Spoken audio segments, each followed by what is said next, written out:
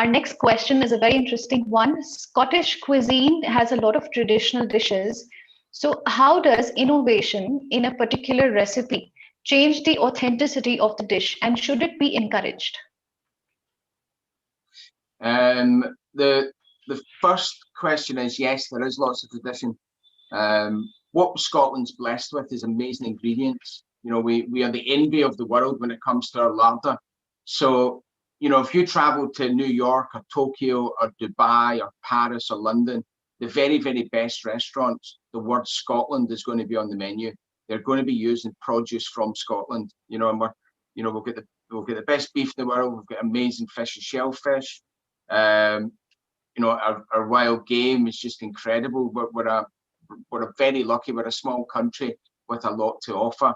You know, we're the biggest exporters of salmon in the world. We export billions of pounds worth of salmon every year, and obviously whiskey is our biggest export. There's not a country in the world or a household in the world I don't think has a bottle of whiskey somewhere in it. You know, I've been to countries in South America, and you speak to young people in school, and they've never even heard of Europe. So they think everyone they think everyone's from America. They hadn't even heard of Europe, let alone UK or Scotland. But when I tried to explain where I was from, we eventually got down to whiskey. So he knew where I was from because of a product we make. But as I say, we're blessed with fantastic ingredients. And to be honest, the real traditional food is only really served at this time of year to celebrate Rabbie Burns or St Andrew. We have our patron saint, and we'll do some traditional food. But by all means, we should be using these amazing ingredients and turning them into the next classic dishes. So there's no problem with change, I don't think. You know, and I think there's an expectation of change. You know, I look at Scotland. You know, the food that everyone loves the most in Scotland is Indian food. So, you know, and we've changed. That's lovely. I mean, that's good to know. We've changed Indian food here, you know. So we've got dishes in Scotland Indian dishes in Scotland you don't see anywhere else in the world, even India. So we've also done haggis pakora is quite a famous dish over here as well. So no, there's nothing wrong with change, but there's nothing wrong in understanding your foundations of where you come from and the traditions of your food. And being able to do that, I think, is a real skill as well, if you can do your real traditional food. But yeah, feel free to change. Right. That's really good to know, Chef. So it's not every day that we all the viewers have this opportunity of having a renowned chef such as you with us at the studios, and which is why there are plenty of questions that are coming in. Our next question is it's very interesting because it's from someone who loves to travel.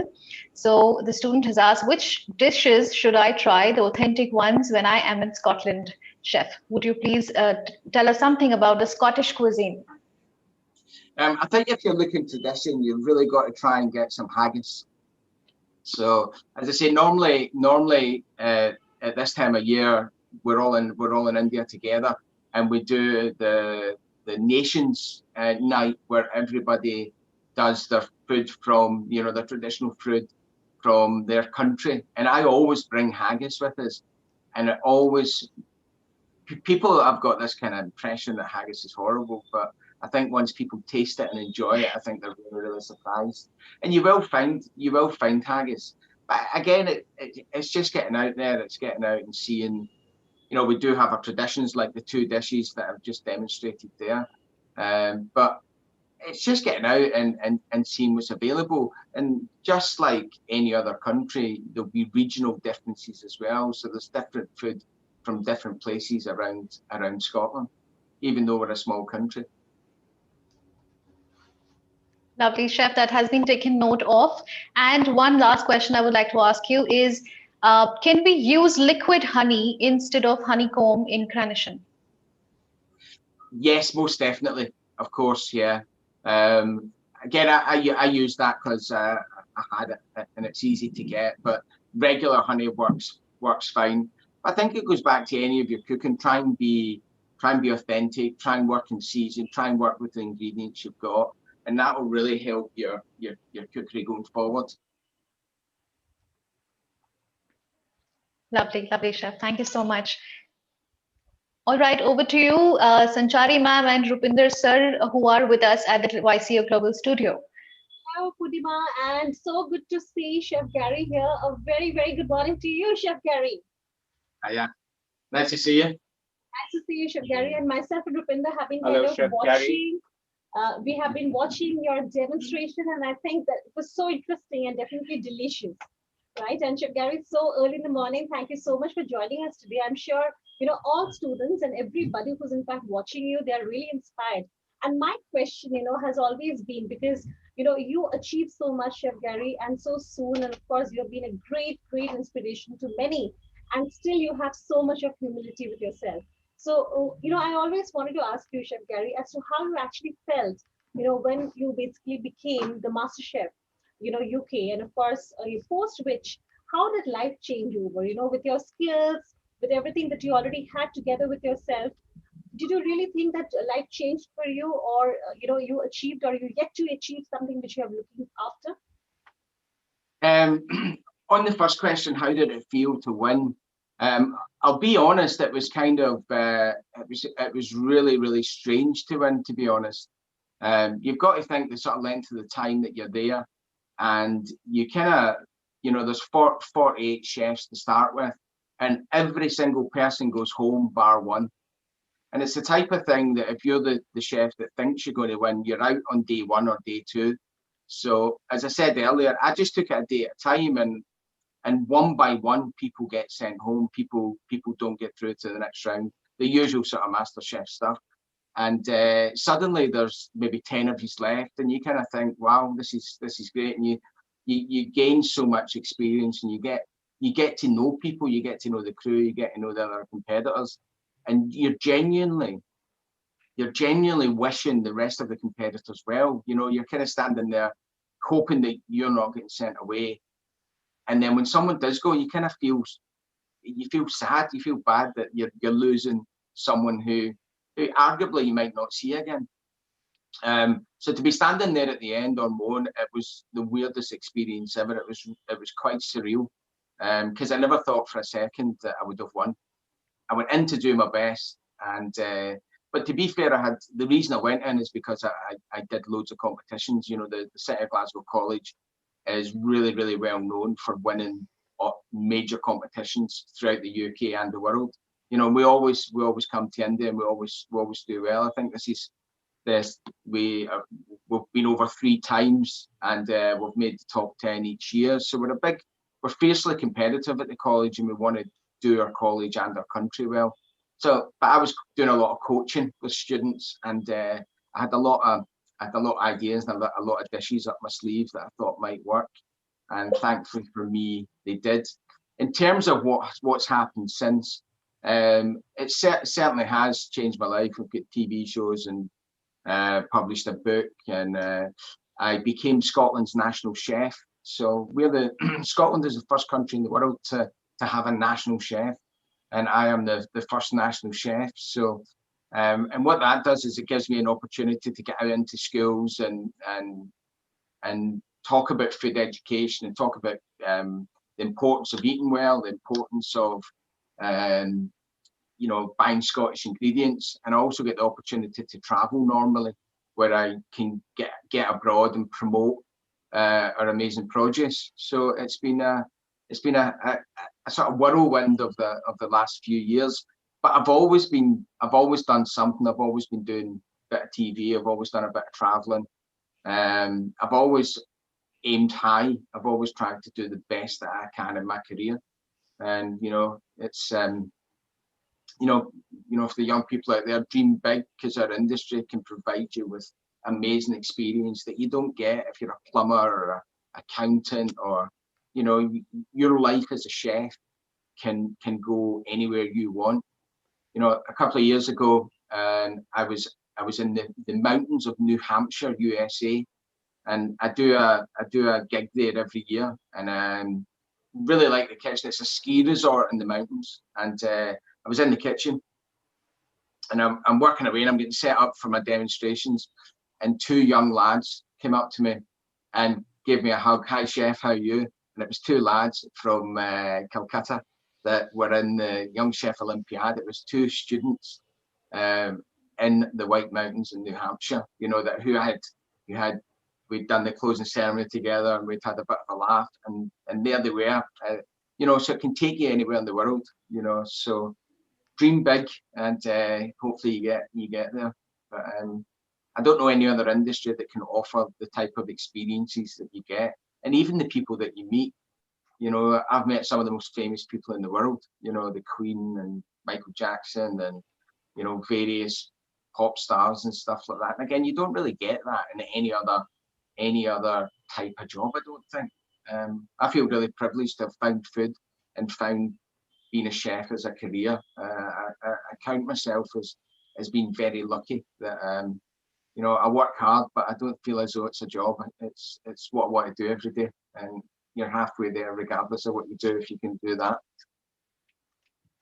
Absolutely. Chef, I need to basically ask you, you know, having such a successful stint in your career and definitely having so much of responsibilities, you know, being the national chef of Scotland, what do you enjoy the most, chef? I'm sure you do both, but then of course it's something which is very, very close to you. Is it operationals, you know, like working as a professional chef, or it is basically education, educating the new world? I think, again, one of the things I like about our industry is that your career will change as you get older, and as you develop and as you change and as you find what you want to do with your career. No, so I would say my job has kind of changed quite dramatically, sort of every 5 years. Food changes fairly quick as well. But I feel as though the biggest thing for me that's probably been the biggest stable in my career is the fact that I've been involved in college. So when I went to college as a student, we went part-time. So I did twilight classes for about 8 years. And then after 8 years, obviously you're still working. I went back to cover a class. I was asked to go back and teach on a Wednesday. I think one of the lecturers had a dental appointment or whatever the case may be. And I taught that class for 13 years. So I was a part-time lecturer whilst doing my career, building my name and experience and stuff like that. But I always worked my day off as a lecturer. And I knew eventually I would be full-time at college, and that day came. But again, even then, you know, I became full-time lecturer in 2010. And that's when I started getting into things like competitions. But it was also a time when I went to university as well, which is something I'd never done before, you know, to get your teaching qualifications. And that was something that really surprised me, how much I enjoyed it, you know, because at school, you know, and it's a very typical story for a lot of chefs that, you know, you kind of unfulfilled a wee bit at school. You know, I wasn't engaged at school at all. I just didn't see, I didn't enjoy school. I wasn't good at anything at school apart from home economics and drama. But it was just nice to find something that you know that I was good at. You know, but everybody's good at something. You just have to find it. Absolutely. So, chef, you're going to be on the Young Chef Olympiad panel as a lead judge. So, what is your expectation from this competition and the people who are taking part?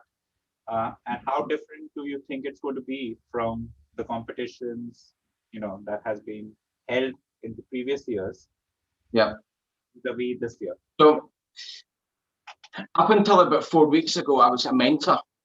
I was a mentor chef. Team Scotland were still in the race, so to speak. And what's happened here in the UK is we're completely locked down. So our college has been closed since November as a building. We have been working remotely, and our Scotland competitor Robbie had been practicing at home. But we always thought that after Christmas that we'd be back in the building. We could have a couple of weeks practice, and then we could enjoy the competition. The reality is the building is still locked. We have no access, so we did have to pull out.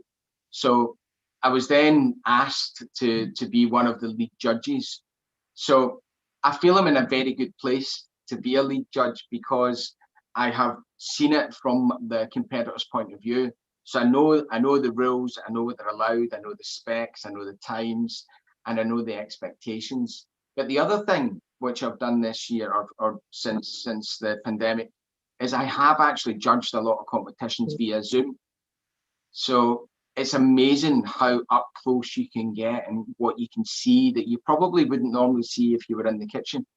So I think the only thing we don't have is the smell and taste.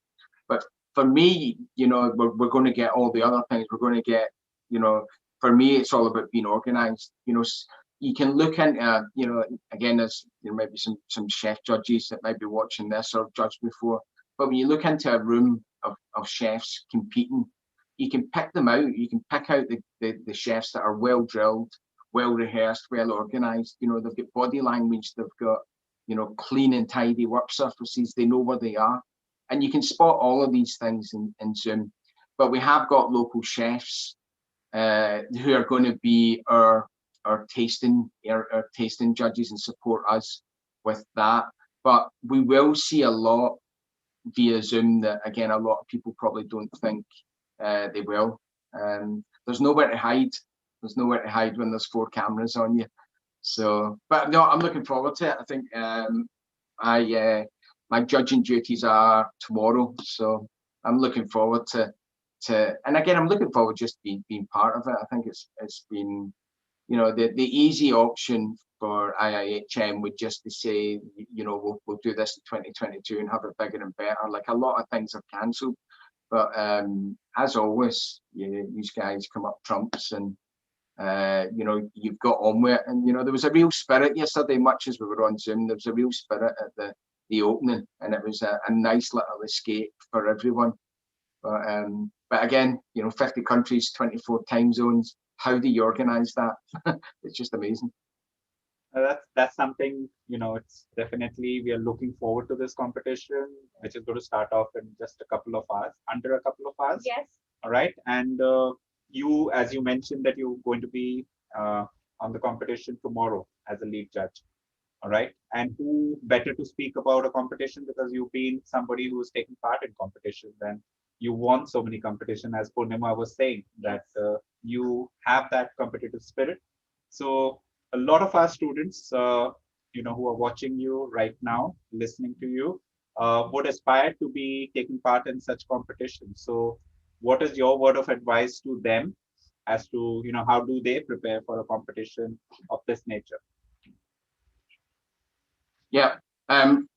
For me as a chef, I always think competitions are really, really important. It pushes you. But one thing I always did big competitions. I wanted to do national and international competition because my feeling was even getting to the national finals of something was a better achievement than winning a small localized competition. So for me, any competitor that's in the Young Chef Olympiad, they're representing their country. And again, there's only one winner, but there's 50 countries getting an amazing experience. And again, I spoke about it earlier about your network. You're building this incredible network of some of the best chefs in the world that you'll probably keep in touch with for your whole career. We've had students go back to the country if we're competing in America. We've had students go back and stay in the homes of the competitor chefs, for months at a time just to gain that experience. It's an incredible. So I think it's important. I think it's important to compete. And how, in terms of competition, I think the best advice I can give anyone is practice. And I always used to say that it would take at least 12 properly timed run-throughs to get that perfect on the day. The difference was in MasterChef, there was no practice. You were in London, you were stuck down there, you were living in a hotel room. So there wasn't very much opportunity. But before you go, there's a couple of episodes you have to submit recipes for. The first two, so you do a signature dish, and then there's a critics round. And I practiced my signature dish about 14 times. And what I did was rabbit. I did rabbit 10 ways. And rabbit's one of the most difficult things to cook. And what I wanted to do was to show the judges that under pressure I could produce something amazing. But the first time I practiced that dish under the clock, it was about 4 hours. I had an hour and 15 minutes, and I managed to get it. I managed to practice and practice and practice till I got it down to that time. The only other one I could practice for was the critics, and that was 8 plates of food in an hour and 15 minutes. And again, that took even longer to get the timing right. But when you're sitting in a room with some amazing chefs and you ask them about what you make and what's your dish, have you practiced? And they would shake their heads. You know, these chefs that are working in amazing places. I mean, incredible chefs, but they just hadn't practiced. So they go into that environment and they run late and they panic and make mistakes. And so you've got to be properly drilled. You've got to be, and again, take advice from people. If you're practicing a dish, get as many people in to taste it as possible. Take the criticism, take the advice. Fantastic, Chef. So sort of that brings us to the end of this session. We would really like to thank you from the IIHM Global Studio for taking time out and speaking to us, to the students who are watching you right now. All right. So one last message from your side to all those people who are watching you. And also, Chef, the contestants, everybody, they're just getting ready in the next couple of hours. Maybe the briefing is going to be starting, and we can't wait, and so can't we. So your message for them as well, Chef. I think the main thing is at the moment is enjoy it. You know, this is an experience that you'll never have again. We won't be doing this again on Zoom, I don't think. But you know, I think the big message just now to all the students is chin up. We will definitely bounce back from this. We're a very, very strong industry, and I think the need for hospitality is even more than people. So I think once we come out of this, the world will appreciate what we do for a living a lot more than they ever did. And stick in, you know, make sure you're turning up for class, make sure you're asking the questions, and you'll have an amazing career. You know, you do have to work hard, and just remember that, you know, you have to work hard, you know, to get anywhere, but dream big, and you just never know where it will take you. You could end up on the other side of the world. Exactly, Chef. So in fact, like the way you just came across those two participants who, you know, just came and, you know, met you all of a sudden. So you never know who you're going to be meeting. And of course, one of the key takeaways for any competition is that you go and network. And this is what the opportunity is for all the students who are taking part, all the competitors who are, you know, part of this Young Chef Olympiad this year, to network, to get to know each other and learn from each other. All right. So we're looking forward to a really exciting competition starting off today in just under 2 hours. All right. And thank you so much, Chef Gary McLean, for taking time out. Thank you so much, Chef. It was wonderful speaking to you, and definitely a great demonstration, Chef. A lot of learning. Look forward. No, thanks for having us. It's been my pleasure. Thank you so much, Chef. Thank you so much for joining us. Thank you, Purnima. Bye-bye. Right. Bye.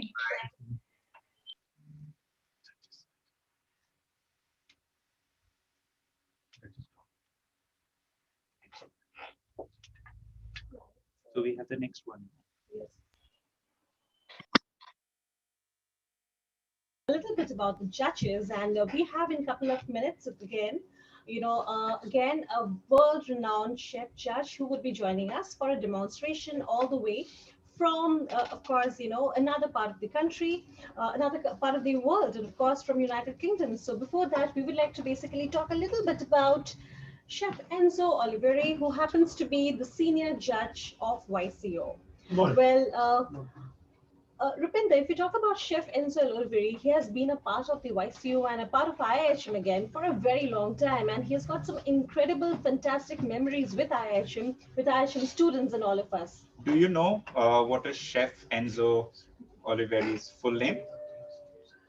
No, what is that? Vincenzo Oliveri, and he is Wow. known as Enzo Oliveri and also known as the Sicilian chef. In UK, in United Kingdom, and definitely Absolutely. he happens to be operating from the Piccadilly, which happens to be again a world-renowned road, of course, a complete boulevard filled with amazing restaurants and definitely couture in United Kingdom in London again. So he happens to be a very, very famous chef. So do you know he has been one person who has gone ahead and served so many celebrities of the world and so many, Hollywood stars as well as, of course, the Queen of England as well. Absolutely, absolutely. So it's definitely, incredible. He's an incredible person. Somebody, when you meet him, you'll definitely be sort of, taken over by his warmth, the way he Yes. speaks. All right, and he is somebody who's been associated with the Young Chef Olympiad for the last few years, and we are really looking forward to have him join us as a lead judge this year. Absolutely. In fact, I remember last year when he was here in India, and he had basically been in all across the campuses, and he was Correct. in fact, taking a tour with his culinary skills. He met a lot of schools as well. He in fact went. He's so humble, Rupinder. He met so many schools. He had, of course, the time to interact with a lot of students, and of course, and make them understand about his culinary skills on Sicilian restaurant. The one that he basically takes care of. So I think it is amazing to have him, as a part of our judge panel, and definitely through him, a lot of students would be able to learn a lot. All the contestants would be having a lot of pride in understanding, what exactly he has to offer. It is an absolute pride to have him in our panel. In fact, I had clicked a picture of him, which I'd like you to share Yes. if you can. Yes. All right. So this was clicked during the Young Chef Olympiad last year when he had traveled all the way to Pune, and we had gone for a chef's symposium to the JW Marriott Pune, and we had this particular interaction on the rooftop of JW Marriott Pune, and this is the picture that I clicked. Okay. So by the time our IT team goes ahead and has the picture online, I'm sure there's a lot of time, ladies and gentlemen, and we shall be sharing those pictures with you. Those moments, in fact, those are not even pictures; those are moments and Memories and memories. We absolutely, all have with us. things when the event ends, Right. you really go back Right. looking at all those pictures, and things just come flooding back because Exactly. those are very precious moments captured forever. That's right. And I have now, okay, this again, this wonderful gentleman who does not know him, Chef Chris Galvin. Okay, before that, I have this wonderful picture, of course, being clicked of Chef Enzo, which Rupinder was talking about in Pune. And now I'm back with Chef Chris Galvin. Well, Chef Chris Galvin again happens to be one of the most humble and warm personalities. Again, a world-renowned chef. And do you know, he's a Michelin star 3 chef. Amazing person, another very humble personality, and Yes. somebody we all look up to, and all the students, all the participants really need to learn a lot from this gentleman who came up from a very humble beginnings Yes. and went on to own these two restaurants along with his brother Jeff. Exactly so. And they are called as the Galvin brothers, and they're very, very famous again, ladies and gentlemen. To talk a little bit more about Chef Galvin, of course, he hails from London, UK, and he comes to India very often. And whenever he does, he definitely has a fantastic time with all of us, not just as one of the lead judges of the YCO, but then also he spends a lot of time with students across all the campuses of IIHM. In fact, he has had a lot of demonstration and a lot of teaching done, and many schools as well. Lot of fantastic work has been done.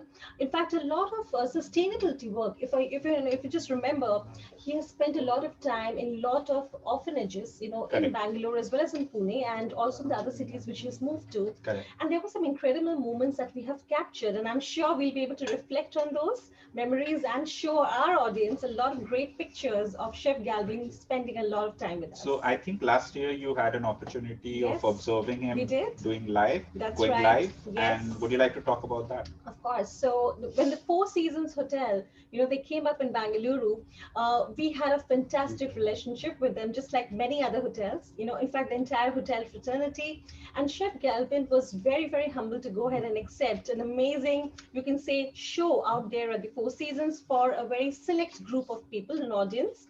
And it was a beautiful menu that was in fact being curated by Chef Galvin himself. Fantastic. And that was a part of the Young Chef Olympia. There was so much of media, Amazing. so much of hype. People were absolutely, happy, fascinated by the kind of, demeanor that he had and carried with himself, and definitely the display of food. That was very memorable. Amazing person. Another gentleman who is part of the judges panel for the 7th International Young Yes. Chef Olympiad. Yes, exactly. So I think, we have, so many things going to be happening in the next couple of days. In the next couple of hours, we are going to be having our Olympiad starting. Yes, something that we've been waiting for since this morning. The first round is going to be starting in a couple of hours. We have, in fact, less than 2 hours to go. The briefing starts in a couple of time. And of course, the first round is going to be starting off with 2 particular groups. And you would be told about these particular groups, of course, but then now I'm not going to be unveiling anything at all. There is still a lot of time. And before that, we, of course, have a lot of other sessions also coming up in the next couple of, I think, minutes. We'll be having Chef John Crockett, who's going to be coming live, and, of course, having an amazing Welsh cuisine demonstration. And we also have Purnima with us, of course, waiting in the other particular studio number 201, waiting with Chef John Crockett, who is going to be going ahead and displaying that for you. So we just have 4 minutes to go That's before right. Chef joins us. Yes. So you take a short break of Yes. 4 minutes. Yes. We are hospitality. We will rise. We will not fall. We will stand tall. We will answer the call. We will bounce back. There'll be days when things seem bad. Life may seem unfair. Keep your cool, do not get mad. Breathe and don't despair. Just say, I'll bounce back. Bounce, bounce, bounce, bouncing back. Whoa. We are hospitality We unite the world through love and hope. and service. Things won't always go to plan. Life won't always be perfect. Just keep on going, do the best that you can. Keep things in perspective. I say, I'll bounce back. Bounce, bounce, bounce, bouncing back. Ooh, yeah. Pick yourself up, dust yourself off and bounce back. Bounce, bounce, bounce, bouncing back. Whoa. Just say bounce back. We are hospitality. We will rise. We will not fall. We will stand tall. We will answer the call. We will bounce back.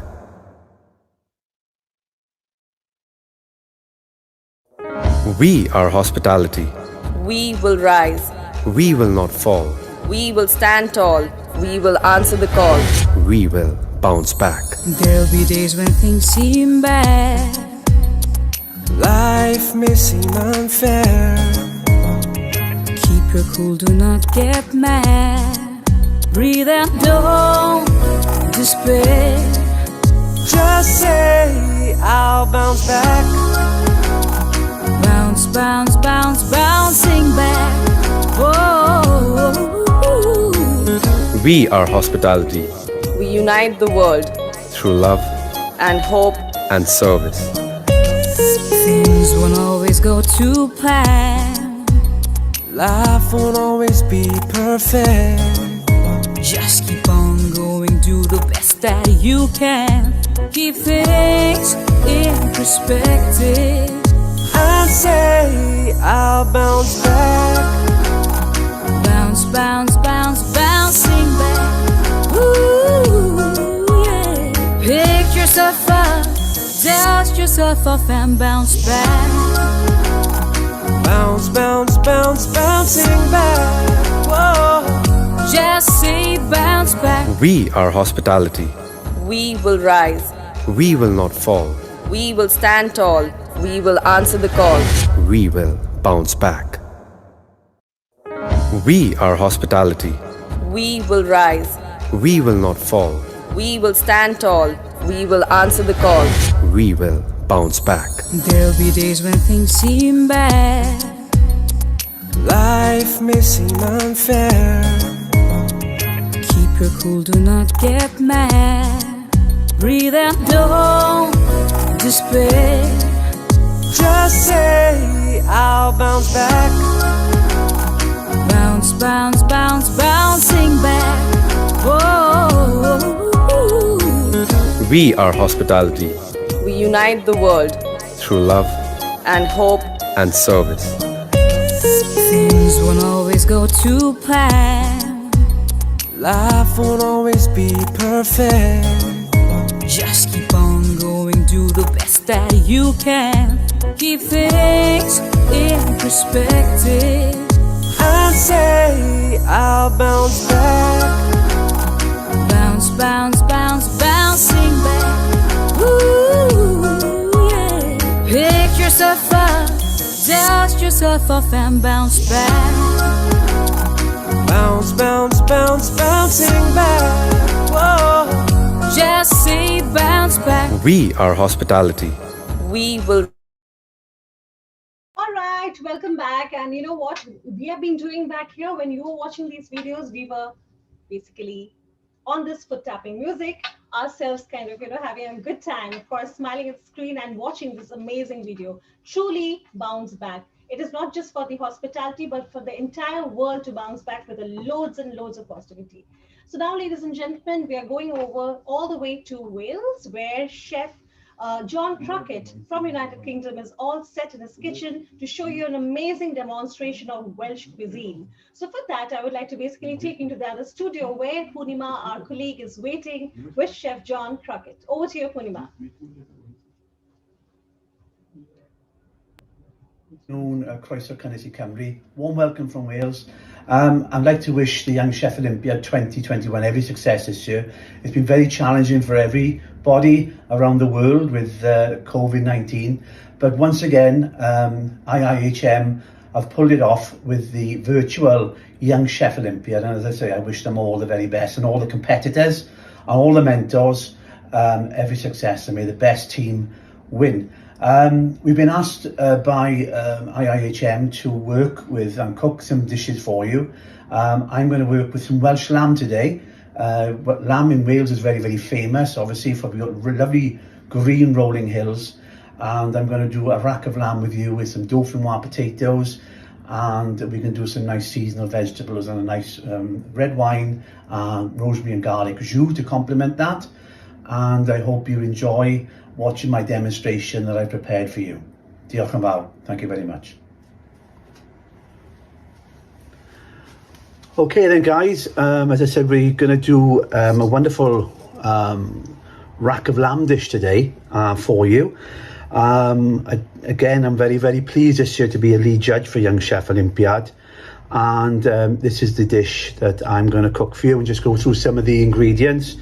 As we've got this beautiful Welsh lamb here. On here again, we're looking for the quality in the eye of the meat. We've got the nice stamp here, UK quality, so we know it's the best quality you can. It's been slightly fresh trim for us. But what we're going to do is we're going to sort of take this rack in a couple of minutes, and we're going to make it into what we call a cannon of lamb.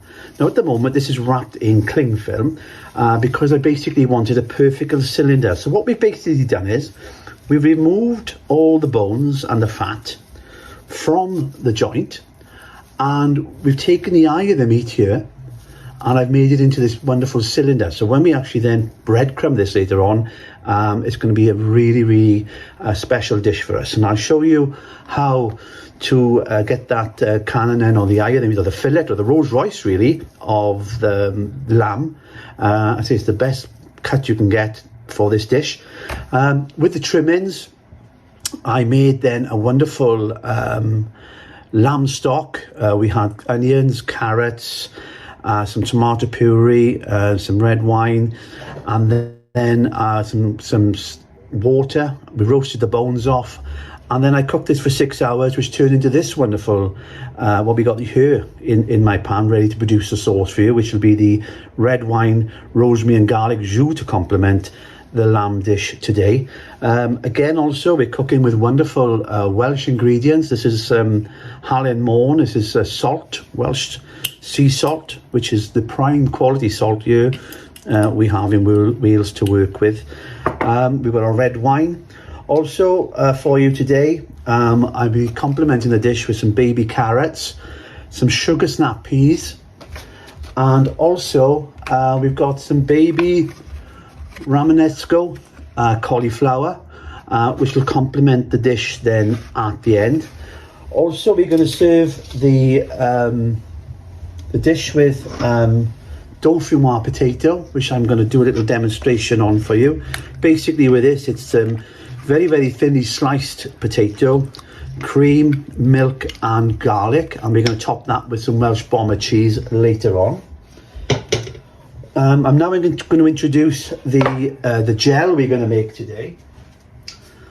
Okay guys, for the minted gel, I'm just going to talk you through it. I've actually made it here for you. As you can see, it's set up quite firmly, but how I got it to that stage, basically, 200 millilitres of water, 50 grams of fresh mint, which I've just blanched for a couple of seconds in boiling water, just to shock it and get that beautiful colour. Then basically I've refreshed this in a nice water bath to stop the cooking process. Also then I've added between 8 and 10 grams of beautiful honey just to sweeten up the dish. And also we've got this wonderful flavouring here of mint matcha green tea, just to complement the mint gel as well. And obviously our setting agent today is going to be gelatine, but you can use agar. Again, due to lockdown, we can't get a lot of things from the supermarket, so we're just doing the best we can. So this I'll show you shortly how then to put into the gel to complement the lamb dish. Thank you. Okay then, as you know, everything we need to think about the production and how long things take to cook, basically. So I think we better get the dauphinoise in. I say I've got some here for you ready in the shot, which is sliced very thinly. We've got some milk and cream here. We can add some garlic, salt and pepper to that. So basically we've got a mandolin here. I've set it at the correct gauge I wanted, and we've got some cheese to finish the top off, and some salt and pepper. Some Hallen Morn there, which is wonderful Welsh salt there from up North Wales. So basically it's all we're going to do is very, very carefully. I have got a guard for the machine, but I'm just going to show you a couple of slices. So we just slice on the mandolin very, very carefully, just to get our slices out, which I'll show you now in a little second. So basically what we're looking for is this wonderful sliced potato. Okay, as simple as that. Okay, simple as that.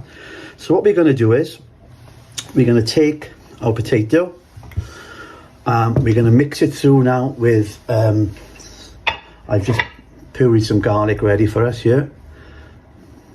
The reason why I'm doing these two dishes is that they're basically within my favourite dishes of all time, and I thought what a wonderful way to introduce my cooking into yourselves. Again, we've got some lovely produce here in Wales. So we're going to mix this through, mix the garlic through, and then we're just going to leave it for a little second, a couple more minutes, just to macerate through. We're going to add some salt,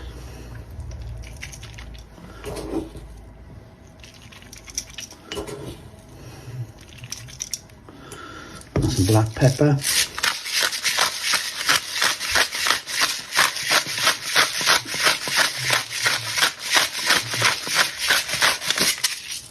And basically,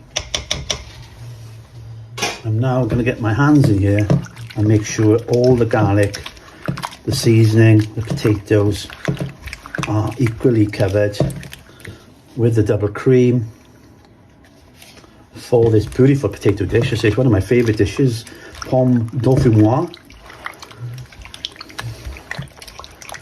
And then we're going to top this off when we put it in the tray with some wonderful Welsh cheese called Black Bomber.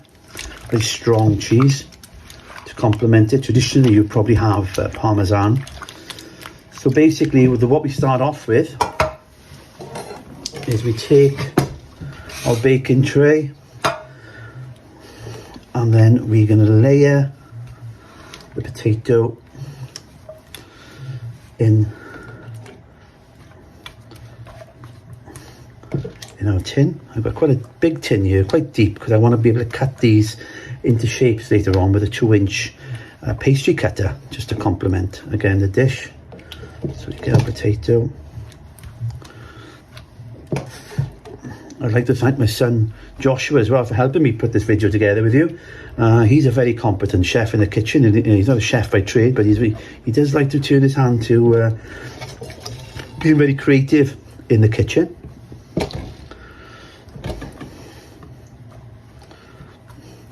So we're looking to get this nice and even as possible.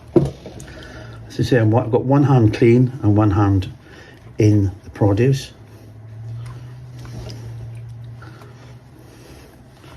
Okay, I'm happy with that. So what we're going to do now is put a final top layer on by laying them nicely. Again, we're getting this in the oven because this is going to take about 40 minutes to cook.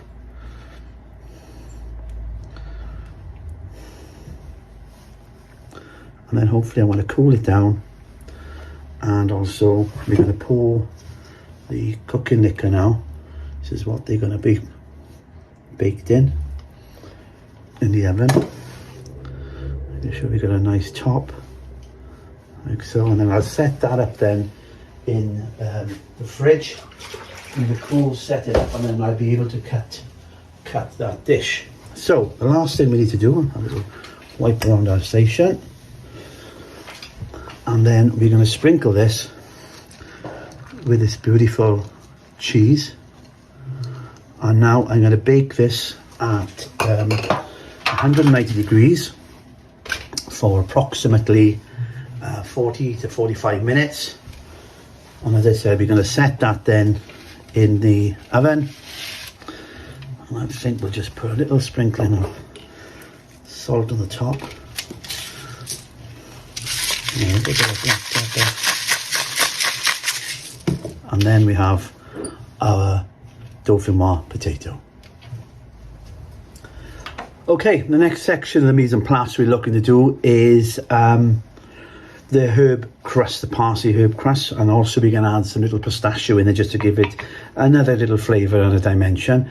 So in here I've got approximately 100 grams of panko. So the first thing we need to do with the panko is just pop it in, and then finally give that a little blitz just to refine it.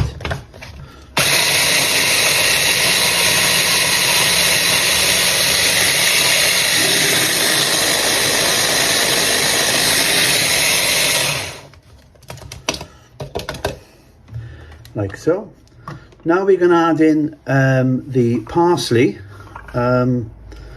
into the, I'm just going to pull this apart here into the, because there'll be a parsley crust for us today. I've got a mixture of flat leaf here and fresh parsley, and again just add the lid on and get that going so it's nice and fine.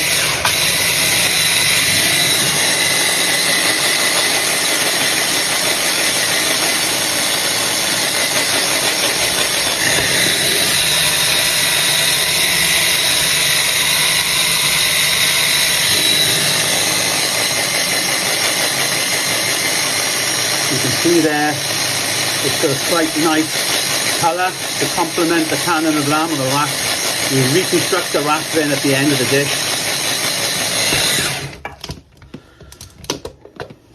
So that's going to be the base of our crumb, and then just to give it some extra flavour and another dimension, we've got some pistachio just to complement that final dish.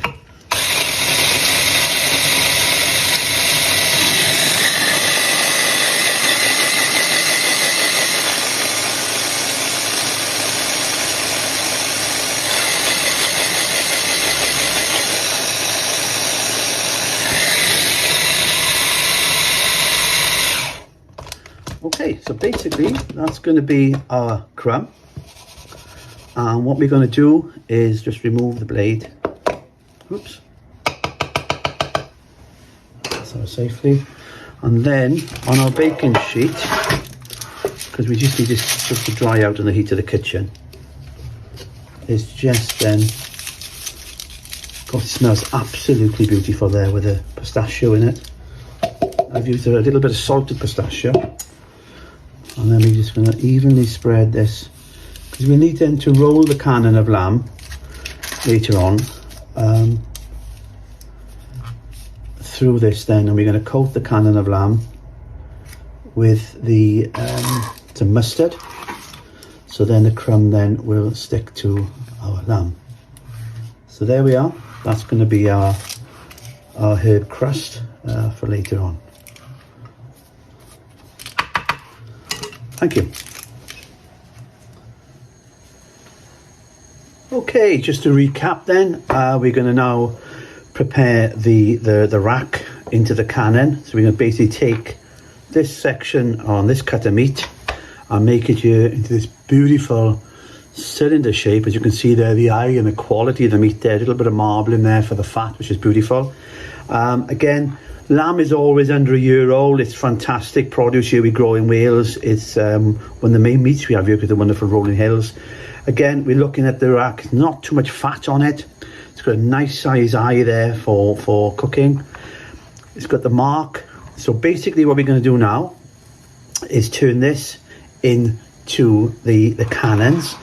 And as you can see here, with the other rack that I had, I've already cleaned and scrape the bones clean there, which will then, we reconstruct the rack when it comes to the finished dish. So the first thing we need to do is we're going to take off the outer layer of fat from the lamb, and basically just by taking that down. So the bit we want is this eye meat here, okay, which is the actual fillet of the meat. So we're going to take that off there, so that's nice and loose. Then we're going to take our boning knife and just go either side of these ribs, like so.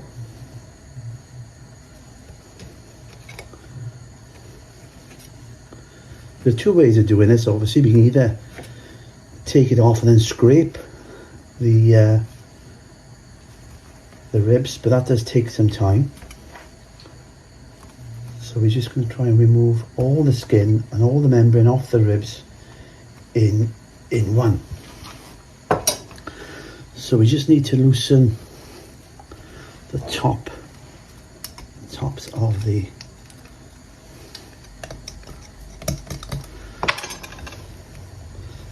lamb, and we're going to pull that rib out. Same with the others, just pull that out. So they're already half clean. I'm going to go on, working my way through the ribs, pulling the ribs out.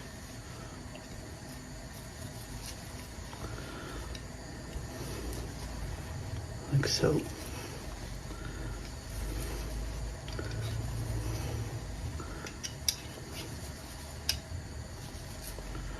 Just taking that sinew and cartilage between the rack, like so. Okay, I'm going to turn it back over, and now we're just going to remove beautiful fillet from the rack, like so.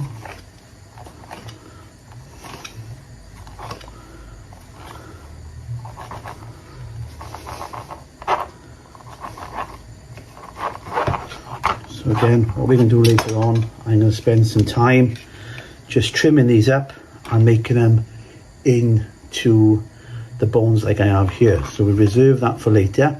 Again, we can use this section here maybe for maybe a drop of soup, which cowl again, which is something else we can get from Wales. So we just reserve that to one side. Now we come to the main guest and the main section of the, as you can see, this beautiful eye of the meat there, nice and tender. But we've got to remove this membrane here because that'll just shrink and go tough. So what we're looking to do is just go carefully with the knife and remove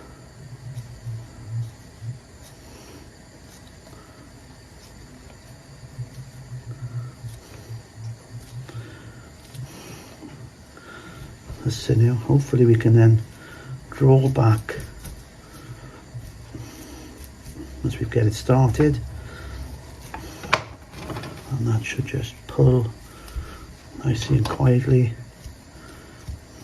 Just scrape it back down.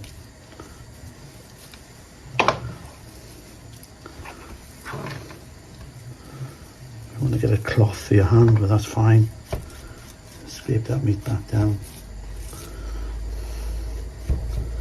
Get this all in the mise en place,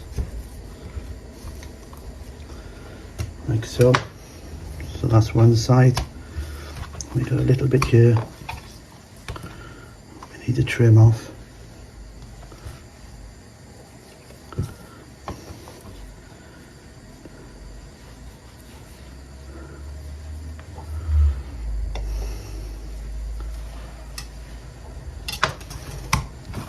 If there's any excess here where we had obviously the bones, we need to look in case there's any bone, just feel amongst that fillet.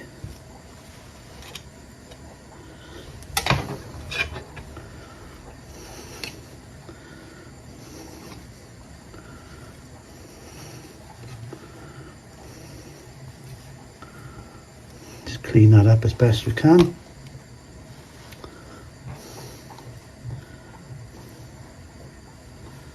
Removing any sinew, the excess fat.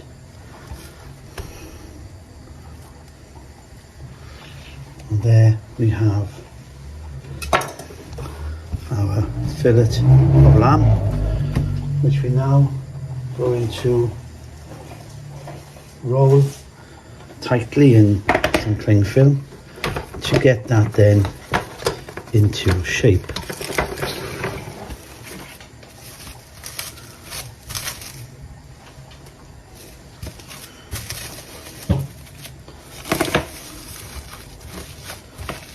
Squeeze it in almost like a sausage and then roll.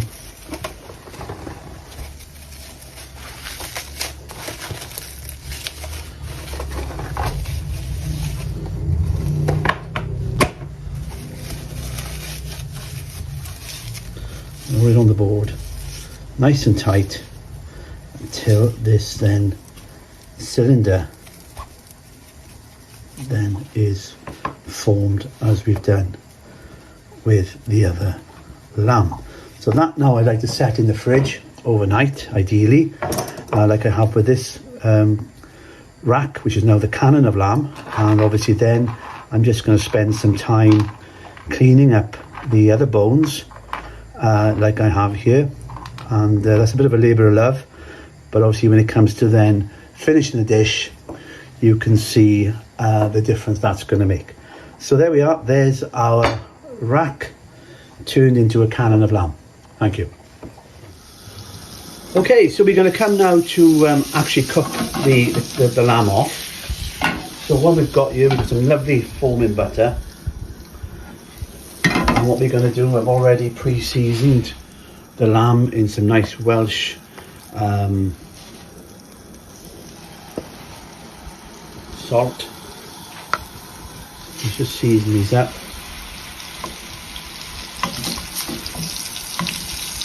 In the lovely Welsh butter.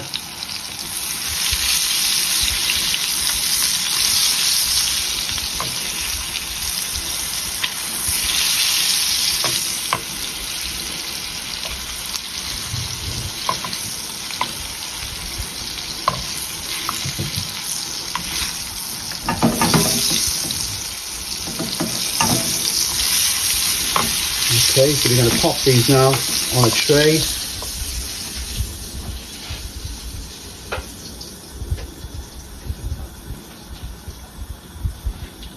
And what we're going to do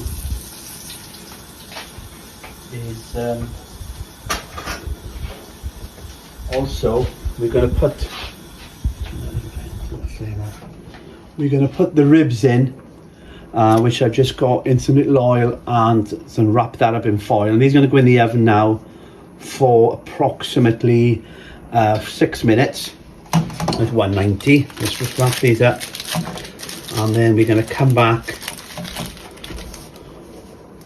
So there we go, we're going to pop these in the oven. As I said, we've also got the dauphinoise, which I've already cut for us. So again, beautiful dauphinoise, that's going to go in to reheat as well. Okay, could we put 6 minutes on the clock, please, Josh? Okay, so we've just lovely cooked, nice and succulent, the lamb cannon. Now we're going to brush this with a little mustard, and then we're going to put it through our breadcrumbs with the parsley, pistachio, and the panko.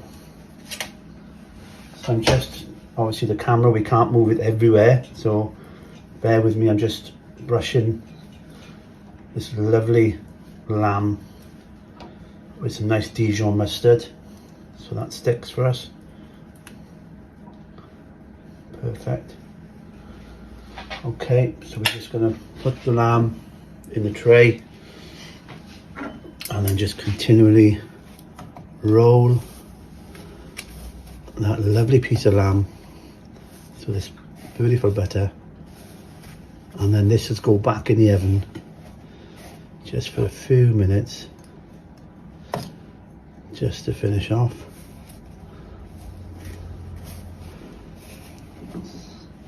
Okay, so we just lift that out carefully.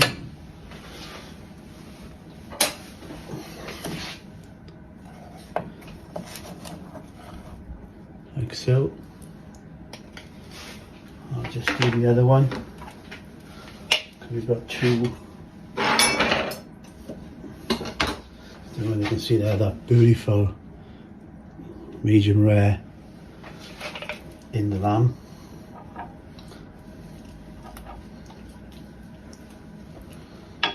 Just coating the outside. Again, this Dijon mustard is very delicate, to give us a lovely flavour.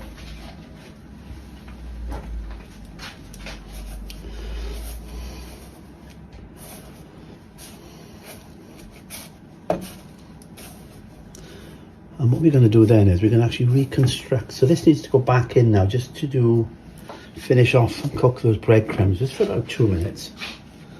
And then we can start to plate. We've also got the sauce has been here on the back reducing. So again, we're going to just finish that sauce off with some cold butter. Let's just pop this back in the oven quickly.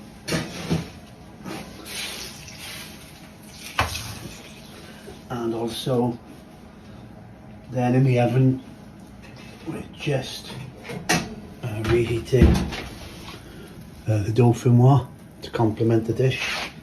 So that's got in there. All the vegetables are nicely warming up, so we'll have a little flame under the sauce. Okay, I've just started plating up for you. I put the vegetables on there. We've got the lovely Romanesco cauliflower, which has been around since the 16th century, very nutty. We've got the baby carrots. We got the sugar snaps there, we're revealing the actual peas in the pot, and we got some in mod. We got the lovely dauphinoise. I'm just finishing off the sauce by knocking some cold butter into that sauce. Just return that back to the heat. What we're going to do now is, if you just look here, I've very, very carefully, if I just lift it up, perhaps you can see it a little bit better. I've reconstructed the rack. So what I've done is, with those lovely bones I cleaned up, and I took a bit of time to scrape them, with 3 small incisions back into the cannon, so then obviously when the customer goes to eat this, he hasn't got to fiddle with any bones or such, and then remove these rib bones here. So what we're going to do now, we're just going to lay down some sauce and finish and complete the dish. Okay, so we're just going to, we've got the sauce. Let's make sure all that lovely butter there, got a lovely consistency. We're just going to lay the sauce down at the back here.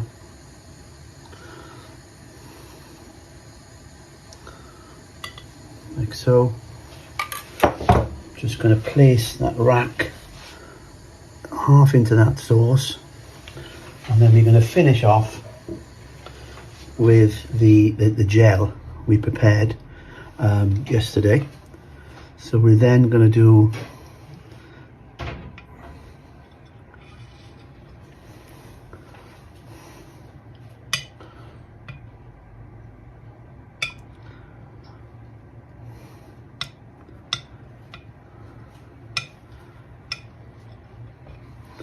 and there we have it.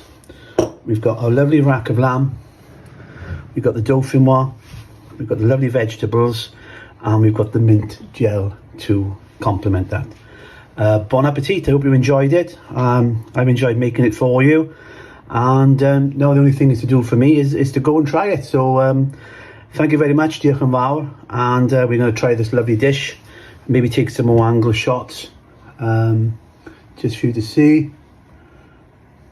We've got the sauce running everywhere, and thank you very much for watching and listening. Thank you. Okay, here's our final dish from Wales for Young Chef Olympia 2021. We've got the lovely, well, it's reconstructed now, the cannon back into the rack where we just cleaned the bones and insert them back into that lovely medium rare lamb. We've got the lovely dauphinoise potato. We've got the lovely vegetables to complement it. We've got a red wine and rosemary choux, and then we got the mint and mancha tea gel on the side.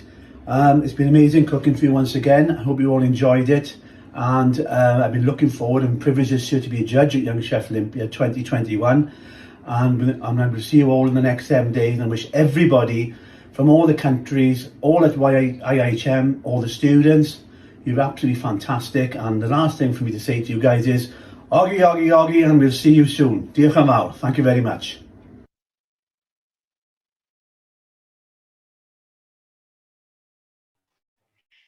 Wow, that was one delicious dish. Chef John, thank you so much for sharing all our viewers today who from India and the world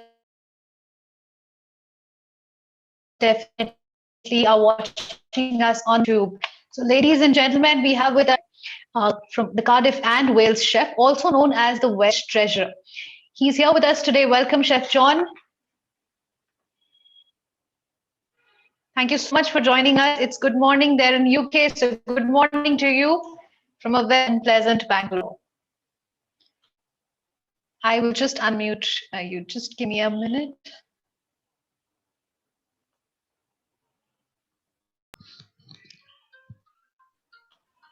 Chef, kindly unmute yourself. Is that better? So in the meanwhile, yes, absolutely, Chef. Thank you. So, Chef, we have questions, lots of questions pouring in from both the platforms. So before we begin the question and answer session, would you like something to your young viewers? Beg your pardon, the IT here at the moment, it's not very good for some reason. Could you repeat the question, sorry? Absolutely, Chef. I was asking if you would like to say something to young viewers before we begin the question and answer session. No, I'm ready to go. Thank you. It's very good. All right, Chef. All right. The first question that has come in today is, how do I develop an understanding of amalgamation of flavors from different ingredients as I'm very young and new to the culinary world? Well, I think do you want me to repeat? All right. No, that's fine. Thank you, Farina.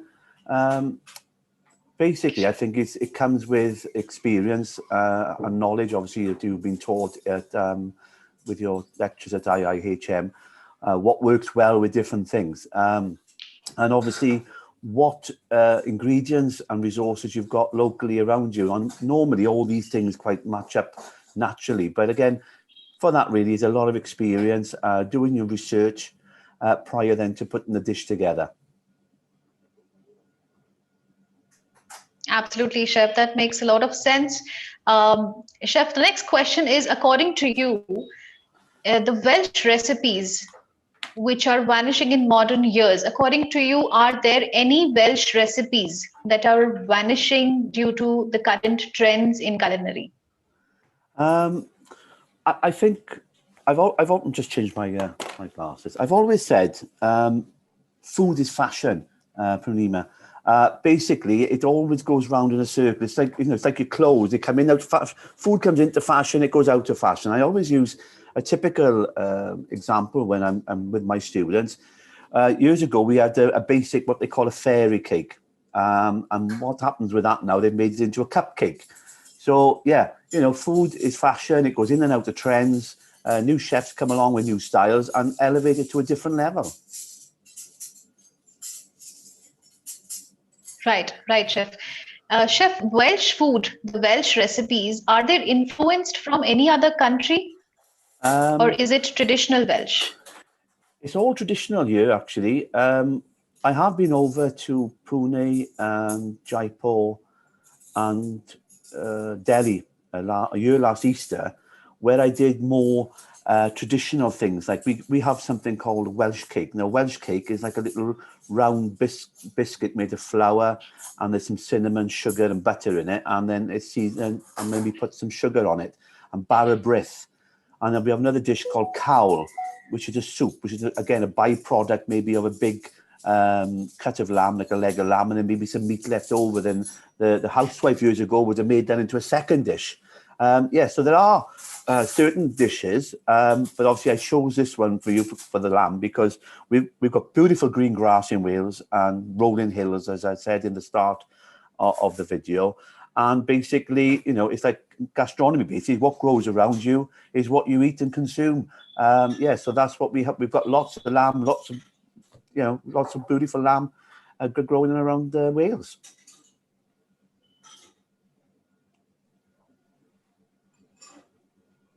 Right. Chef, next question has come from a final IIHM student, and I'm also a huge fan of Ogi to you. And thank you. He's asking that chef can use purpose knife lamb. A life plan.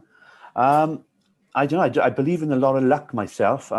You'll start off you're already on the journey, and you'll meet people, and they'll be influenced by you, and then you'll go, and then you'll say, "Oh, I want to work in the Regency in Calcutta," and you'll aim high for stuff. And I think basically, then whatever you want to go, you'll get there.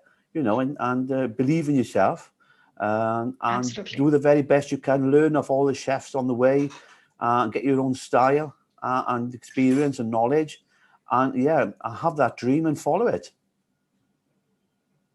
Lovely, Chef. Thank you so much. I am sure the students and the young aspiring chefs who are watching you today are very inspired by you and the dish that you presented today in the session. Thank you so much for joining. Before you leave, Chef, would you like to say something to the YCO participants that you are a judge in YCO 2021? So I'm sure they would love to hear from you. Yeah, I want to wish every competitor and mentor the very best of luck. And as I said, I take my hat off to the wonderful team there at IIHM, Dr. Bowes, Ron, Abdullah, everybody, and obviously the lovely Purnima as well, chasing me with different bits of information back and forth over the globe. And I can't, well, I'm so excited to be part of it. Obviously, we thought we weren't going to be having it this year, but to see everybody yesterday and rekindle the friendships and all the camaraderie I built up over the last 4 years is absolutely amazing. It's got a fantastic buzz about it. And I hope I can come every year in some capacity to be part of this fantastic team. And this year, the virtual one, obviously with the pandemic. And I wish everybody's family is going to be well and safe, and soon we'll be out of this and then we can travel. And I'd love to come down to Bangalore. I haven't been there yet. It's definitely on my tick list. Like Absolutely, this journey about chef. You becoming a definitely chef. must. Yeah, and Goa and Bangkok. You know, I've done 4, I think, of the IIHM hospitality centres. But yeah, love to come down there and meet you guys. And I wish you all the very best for your future. And, you know, if I am there and you come and see me, please just come and say hi.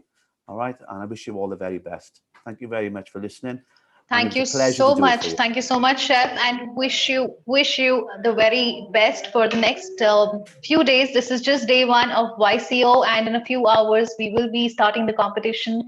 And we wish you all the best for the next 1 week, chef. Thank you so much for joining us, and have a lovely day ahead. My pleasure, Punima. See you soon. See you soon, chef. Bye-bye. All right, so that was Chef John Crockett from Wales, who joined us early morning UK time to be with all of you. This is, again, I would repeat myself, this is an opportunity we do not get every day. So I'm sure there are other questions that remain unanswered, but we would take note of all of those and make sure that they are answered and given back to you soon. And we have another session coming up soon by Chef Stuart Littlejohn. He's the executive chef at Oxford and Cambridge Club, London, and has very rich experience in culinary. So we will be welcoming him shortly. In the meantime, please go take a quick break, and requesting the IT team to please have the AV for the break that we are going to have now. Thank you.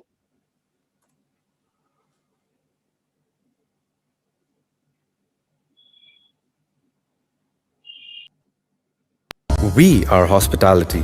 We will rise. We will not fall. We will stand tall.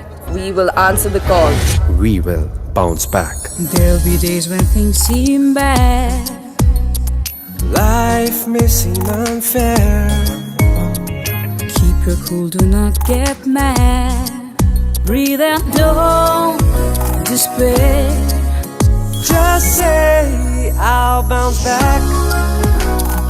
Bounce, bounce, bounce, bouncing back. Whoa. We are hospitality. We unite the world Through love and hope and service.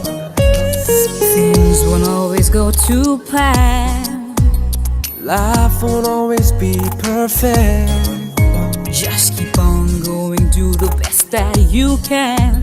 Keep things in perspective. I say I'll bounce back. Bounce, bounce, bounce, bouncing back. Ooh, yeah. Pick yourself up, dust yourself off and bounce back. Bounce, bounce, bounce, bouncing back. Whoa. Just say bounce back. We are hospitality. we will rise. We will not fall. We will stand tall. We will answer the call. We will bounce back.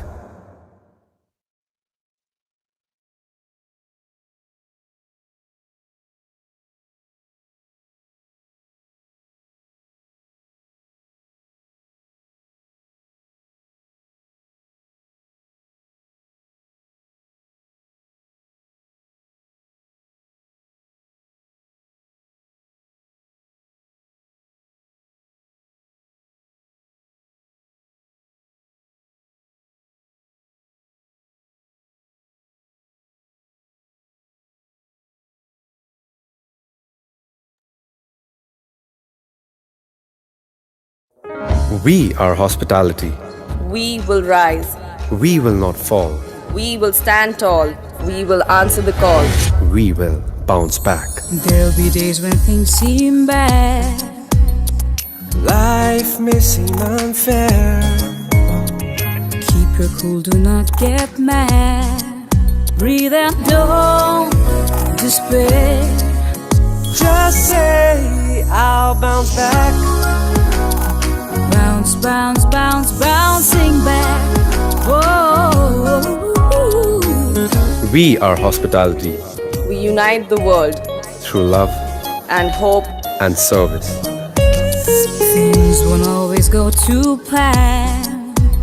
Life won't always be perfect. Just keep on on going, do the best that you can. Keep things in perspective. I say I'll bounce back.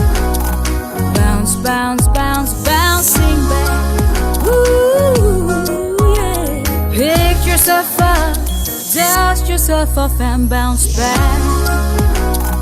Bounce, bounce, bounce, bouncing back. Whoa. Just say bounce back. We are hospitality. We will rise. We will not fall. We will stand tall. We will answer the call. We will bounce back.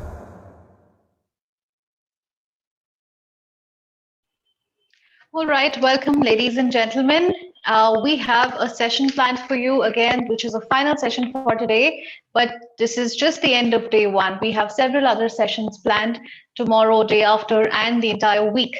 So we have Chef Stuart Littlejohn joining us shortly, and he also has a video, which is a demo video with a very interesting dish presented to you.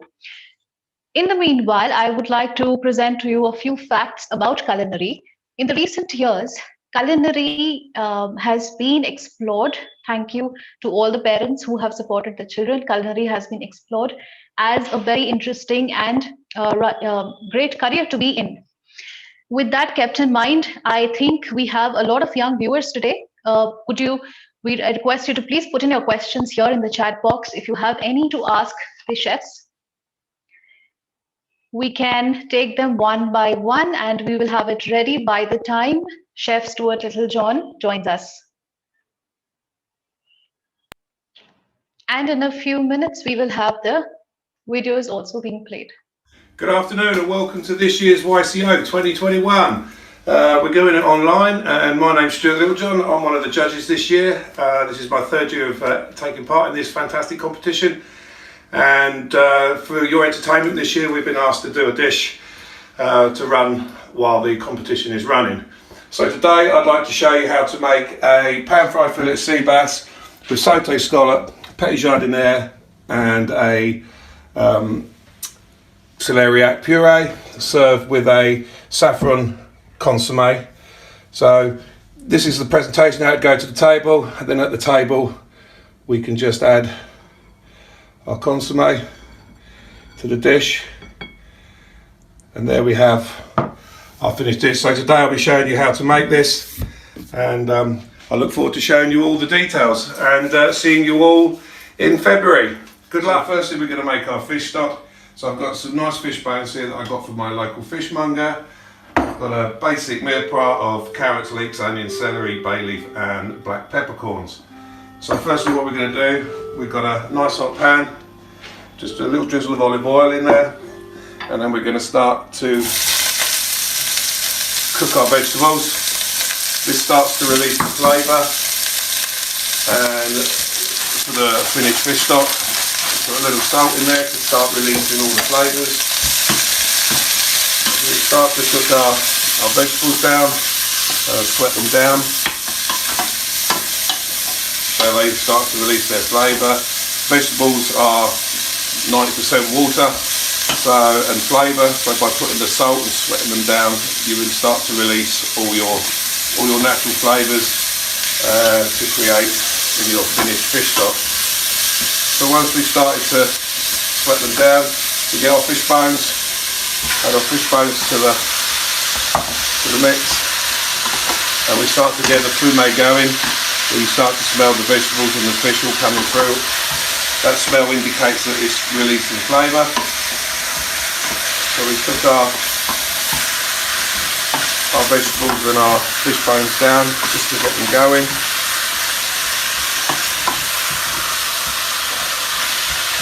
And then once that's started, then we'll add our water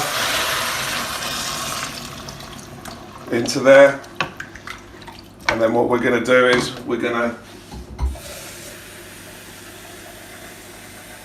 to bring that up to the boil, skim it, and then simmer it for about 20 to 30 minutes so that we release all the flavours into the stock.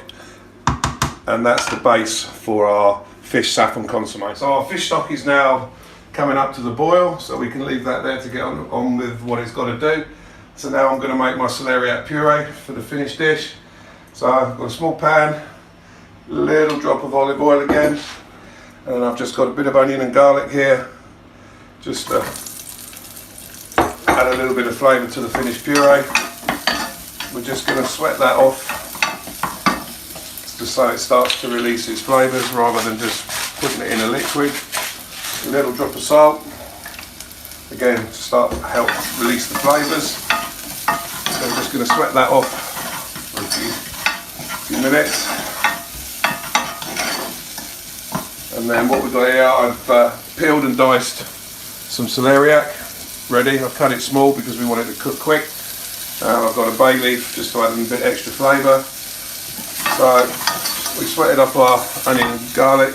I'm just going to add my celeriac, my bay leaf, add that in there, and then I'm just going to add a little drop of liquid, and I just like to add a little drop of milk, just so that it helps to keep the celeriac nice and white.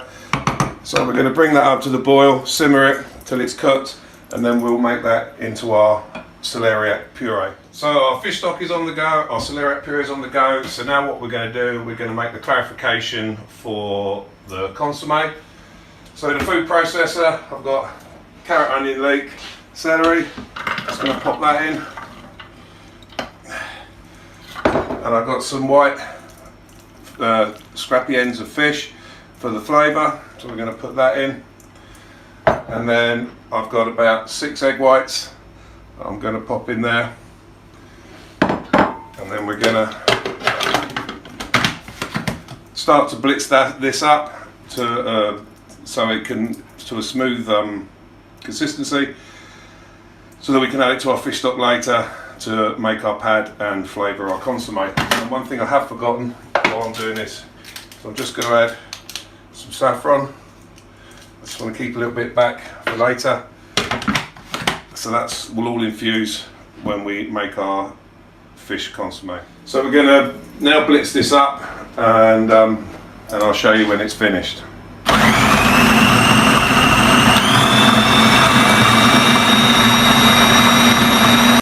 So as you can see, we've blitzed up our mix. Just going to add a bit of seasoning to that. A little bit of salt. A little bit of pepper. I'm just going to give it another quick blitz. Mix all that in. And there we have our consomme pad ready. As you can see, it's nice and smooth, mixed up. So when we incorporate that into the stock, it will blend nice and easily through the stock while we make our consomme. And that's it. So that's ready now for when we've made our fish stock and we've cooled it. So our fish stock has now been simmering for 20-30 minutes. We're now going to pass it off through a fine strainer. When this has been passed, I'm going to cool it down before we add our consomme pad, and then we will bring it back and I'll show you how to make the consomme once I've done that. So our fish stock is now passed. Now we're going to finish our celeriac puree. The celeriac is nice and soft, so we're just going to put that into a blender.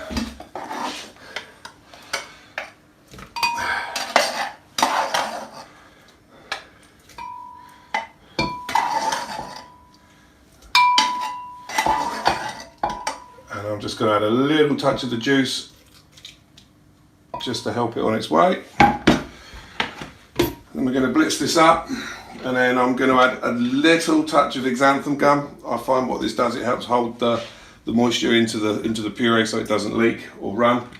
But this, you have to be just very minute amount.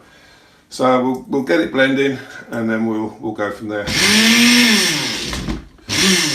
So we blitzed our celeriac up in the food blender. I've added a little touch of xanthan gum just to give it a bit of a silky smooth appearance, and then I'm going to rub that through a fine sieve just to make sure we get all any lumps or anything out of it, so we've got a really silky smooth puree. And then we'll correct the seasoning, and that will be our puree made. So we just rub it through, get rid of all any lumps that might be in there. Excuse the mess. And then just rub it through.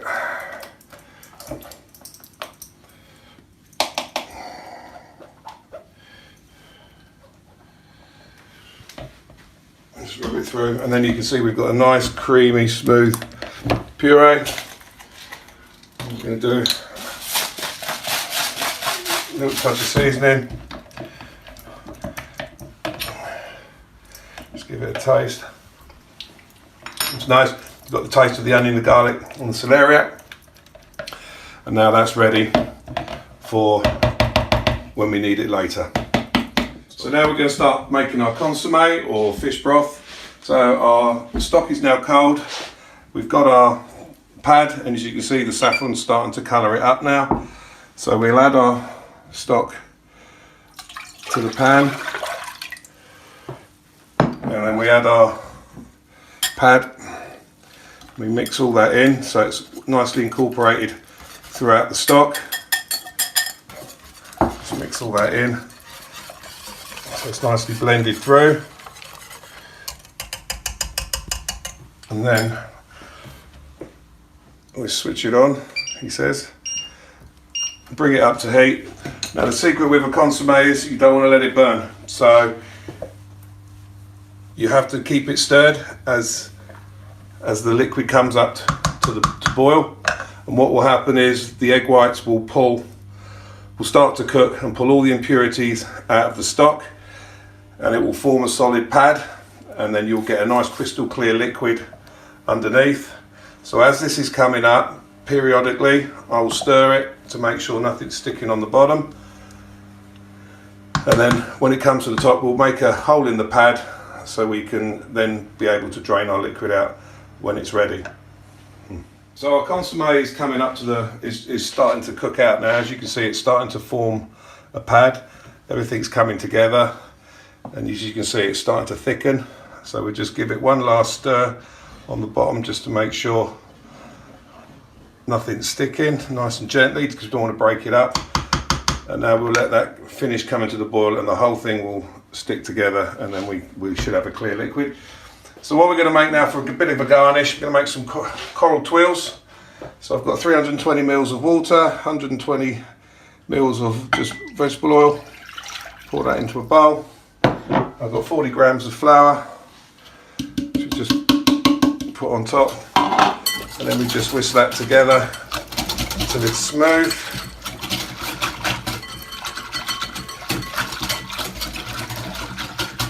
So this is going to form part of our garnish for the finished dish.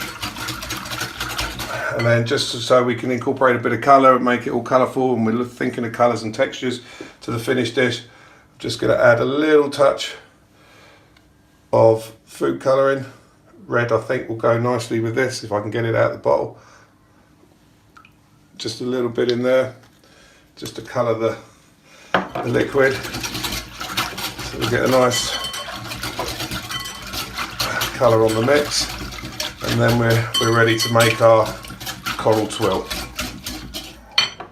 So we're now going to start our coral crisps. As you can see, before we start that, the consommé pad has come up. We're just letting it gently tick over. I've made a little hole in the top just so that when we come to strain it off later, that we can easily get it out without breaking it up and putting all the impurities back into the stock. As you can see, it's starting to clarify nicely. So we'll just leave that to simmer for another half an hour, just to infuse all the flavours.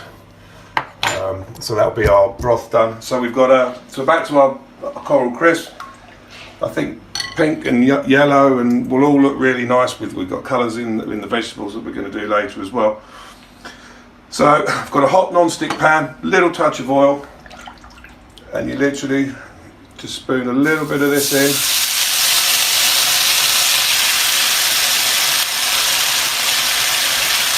And allow it to cook. It'll take about 4 to 5 minutes for all the water to evaporate and to leave you with a crisp like that. So as you can see, the water's now evaporating out of the pan or out of the liquid. So we just need to allow that to stop bubbling and sizzling. And when that's all stopped bubbling, then the crisp is ready to take out and drain on a piece of paper. But we'll come back to that when this is ready. So as you can see now, the pan, it's all stopped sizzling and it's released itself. So we gently lift it out and we put it on a piece of kitchen parchment just to drain, and that's your cold crisps. So the consommé has now come up, we simmered it. As you can see, it's formed a pad. So now we're just going to gently strain it through some muslin just to make sure that we don't get any bits in this finished stock. So gently, no rush for this, just gently strain off the liquid.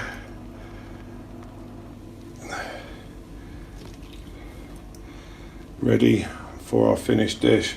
So we'll continue to drain this until we get to the bottom, and then we'll save it and correct the seasoning, ready for the finished article. So now we're going to lead on to the main ingredient, which is sea bass and scallops. So I've got some nice locally caught Kentish sea bass and locally caught Kentish scallops from my local fishmonger. So to prepare the scallops, as you can see, there's this hard muscle here that we don't want, and all you do with that is you just peel it off so you don't, and then we'll take the roe off. So we're left with a nice scallop. So again, we just pinch the muscle off.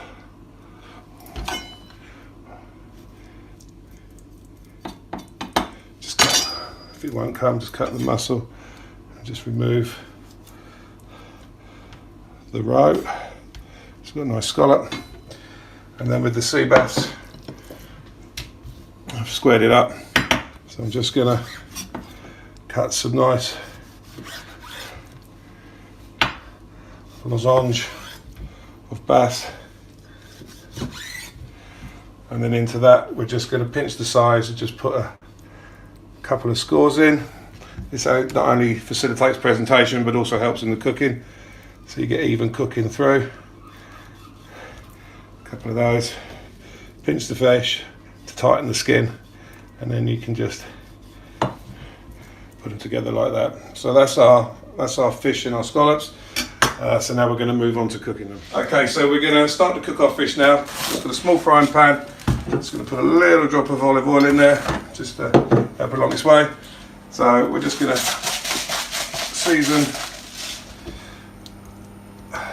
the fish and the scallops. Ready for cooking. Scallops don't take very much cooking, so we're going to cook the sea bass first. So I'm going to cook a couple of pieces, one for the display and one for me. So all we do is we get a nice hot pan, put our sea bass in, hold it, because the sea bass will naturally want to curl up. If you hold it down, it will stay nice and flat. So you get a nice even there. And so then we're going to cook those now until they're nicely golden brown on the skin side and crispy. And then we'll start to flip them over and start to cook the other side. When they're nearly cooked, we will then add the scallops to colour those as well. So we've been cooking our sea bass now for a couple of minutes on one side. Just going to flip it over. As you can see, we've got a nice colour on the skin. Just flip that over, turn the heat up a little bit, and then we're just going to add a couple of our scallops and a couple of bits of the roe. I like the roe. These will go underneath, but I like the flavour of the roe with the finished dish. So we're just going to cook all that now. We're going to get a nice colour on the scallops, flip them over, so we get a nice colour on all of that, and then we'll just allow that to sweat through, and so it'd be nice and cooked. So along with this dish, we're going to do a little petit jardiniere. So I've done some just locally from the supermarket. I got some fresh peas which I've blanched and shucked the peas, take the skins off.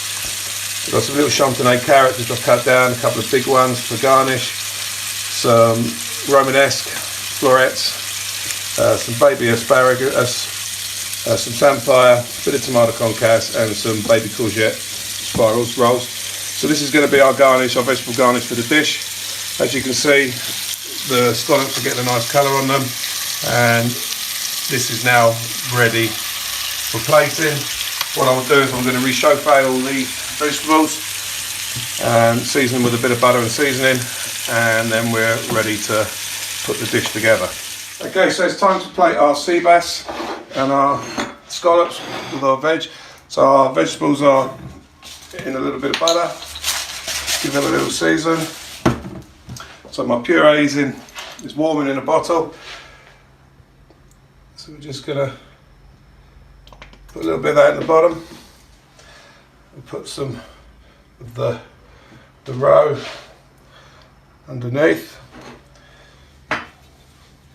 Take one of our pieces of bass, just put that on there like that, with one scallop, like so. And we'll take a little bit of samphire, just put that at the bottom, like so. A couple of the courgette rolls, just put some height in there. And we've got a few fresh peas, just put a few fresh peas in, like so. Some florets of Romanesque, a little bit of concasse, just to add a little bit more colour, like so, and then a couple of nice carrots that we've slited off with some asparagus tips. So we've got a nice little petit jardiniere going on there.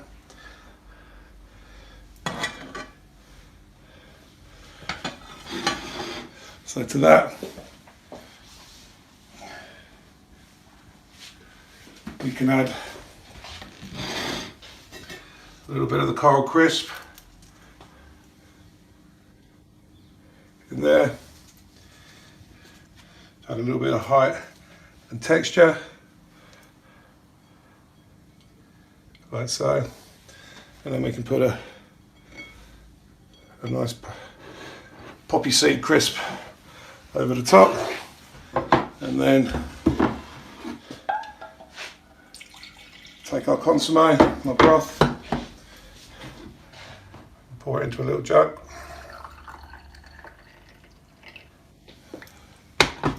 and then that can go to the table, and then we can maybe put in a couple of extra pieces of puree, and there we have sauté sea bass and pan fried scallops with a petit jardiniere and a saffron consomme broth.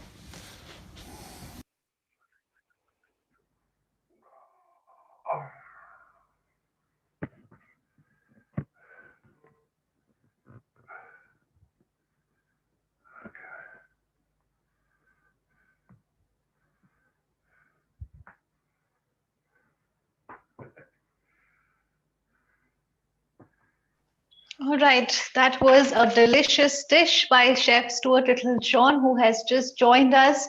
Little about Chef John. Chef Stuart Littlejohn is the executive chef, Oxford and Cambridge Club, London, and has very rich experience in culinary. Thank you so much for joining with us, Chef, this morning. It's good morning in UK, and I'm so sorry I've been bothering you non-stop with the messages.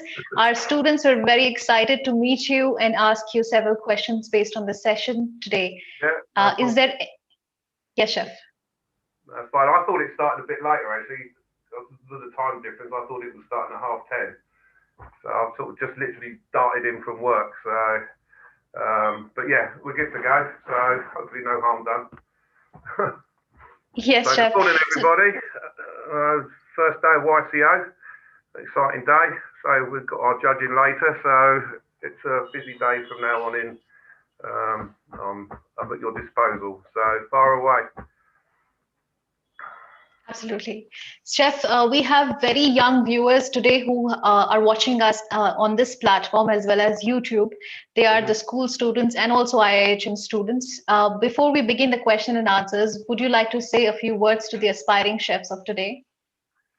Well, I mean, what can I say? At the moment, with the lockdown and with everything, it's hard, but I'm sure with all the online learning that's going on and from what I can see from the IIHM, their technical department is pretty second to none. But going forward, the word of the year is bounce back, as we've all heard from Dr. Bowes and Professor David Foskett, and the catering industry will bounce back. People like to eat and socialise and enjoy themselves. So there will be plenty of opportunities going forward for chefs coming and graduating and moving forward. For me, if you've got a passion for it, you'll love it and you'll strive and continue to work in as many places as you can, learn from your chefs, learn from your peers, take criticism, because from that we all develop and progress. Work hard and enjoy what you're doing. If you've got a passion for food, this industry will look after you very well. And it's a brotherhood, and you'll meet lovely people. And from my 3 years of coming to the YCO, I've seen students from all around the world who've never met each other spend a week together, and they're all hugging and crying when they're leaving at the end of the competition. And that's how catering is. You get a good bond, and you meet people. Let's say work hard, and you'll make it. And it's a great industry to be in. Thank you, Chef. That was some food for thought for the young aspiring chefs for today. Our next question is from a student who says, Chef, I'm just 16 years old. I have a long way to go. What are the personality traits every successful chef must have? Well, outgoing, strong-minded. You'll have to fight your corner in this industry at some point. But like I say, wholeheartedly, a love of food. If you've got a love and a passion for food, it will take you a long way. Chefs will spot talent in individuals straight away. If you get an individual come in and they're conscientious and they show a real passion, chefs will pick up on that, and they'll invest time in you. And I say my son's training to be a chef, and he has such a passion for it, and I drive him all the time. I critique him because I don't want him to be complacent, but also I see in him someone that's going to go well. He just loves food. He watches lots of things on YouTube, and the modern age is social media, and social media platforms are very popular. You can get loads of ideas, loads of tips, loads of hints, see loads of different cuisine. In my day, you had to look in a book. If you wanted to look a recipe up, you had to look in a book. Nowadays, it's all at your fingertips. So there's no holding you back. Use social media and the internet to its utmost, and go forward. If you've got a passion for it, work hard, learn, write things down, have a little book, write things down so that you don't forget recipes and things like that, and you build a portfolio and you take that with you going forward. Lovely, Chef. Thank you so much for those thoughts. Wonderful, wonderful tips that you've given to our young viewers of today. Chef, our next question is that is it okay to put onion brulee in the consomme? Onion brulee or puree? Onion puree. Onion brulee. Onion brulee. What's onion brulee? In the consomme, is it all right? Onion puree, P-U-R-E-E. Puree. Onion puree, yeah. You said puree, sorry. Yeah, as long as it's mixed in, that's fine. But check the concentrate of it. It could be very strong, so it could overpower. Purees tend to be a concentrate, so you know. But I would just stick with you know, chopping your onions fine and blending it or mincing it. It's a lot easier. All right, Chef. Chef, could you give us some plating tips and the accompaniments for the same dish that you prepared today? Sorry, it broke up then. Could you repeat that, please? Could you give us some plating tips? What, for that dish?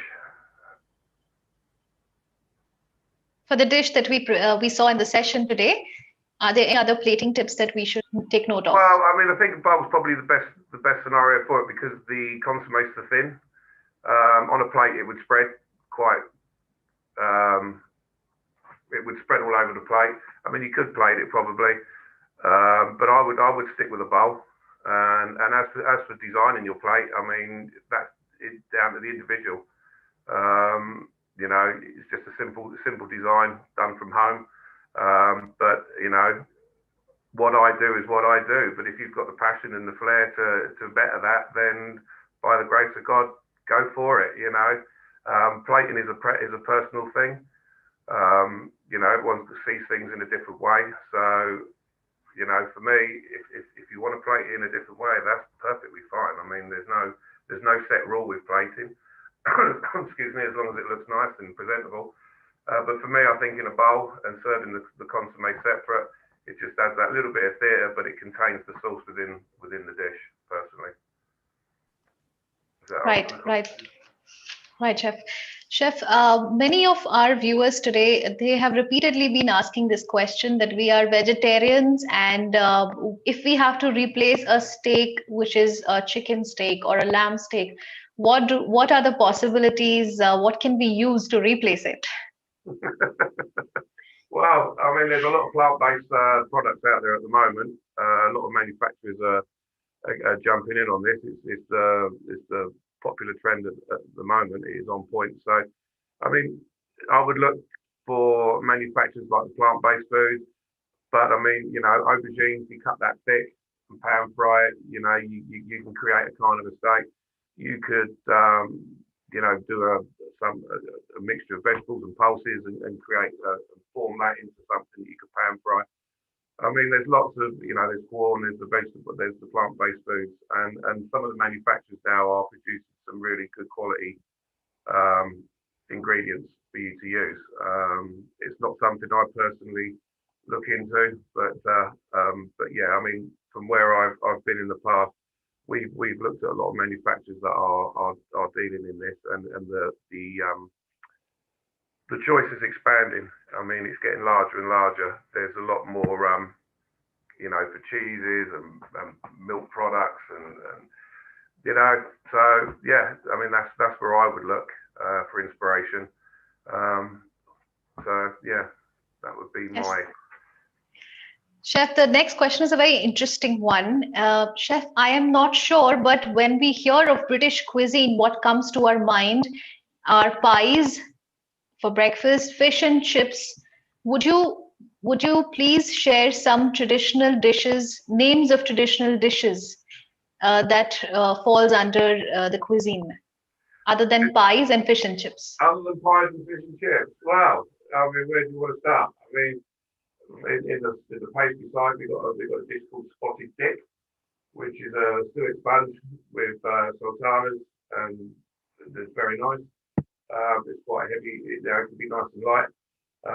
With the puddings, I mean, a suet pudding, you can fill that with anything. Obviously, steak kidney pudding. We've done game pudding.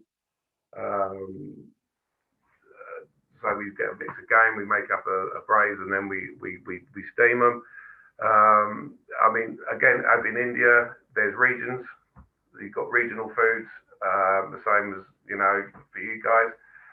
So you go around the country and look up different regional foods, and some things I've never even heard of. Real old traditional things like gypsy tart, and these are Eccles cakes, and they're just unique to those areas.